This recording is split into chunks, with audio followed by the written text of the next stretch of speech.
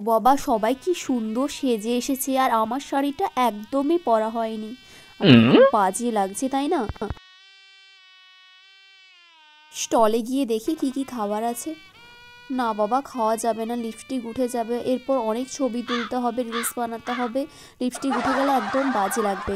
এই দেখ মধু, ঝুমা বৌদি রিসেপশন পার্টিতে পরশুদিন যে শাড়িটা পরে গিয়েছিল সেই শাড়িটা এখানেও পরে এসেছে, পারেও বটে। কেন, ওর কি আর শাড়ি নেই? ও তো নিজেই বলে ওর অনেক শাড়ি। এই শোন না, আমার দুটো রিলস বানিয়ে দে তো, আমি এইভাবে হেঁটে হেঁটে যাবো, তুই জাস্ট একটা 10 সেকেন্ডের রিল বানিয়ে দে তো। এই ভাই চল, এবার আমরা খেতে যাব, অনেক কিছু আইটেম হয়েছে। না না, তুই খা, আমি খাবো না, আসলে আমি ডায়েট করছি না।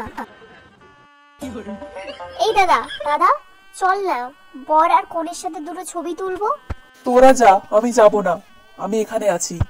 এত কিছু আইটেম আছে, সবকিছুই একবার করে টেস্ট করতে হবে, কোনো কিছুই ছাড়া যাবে না।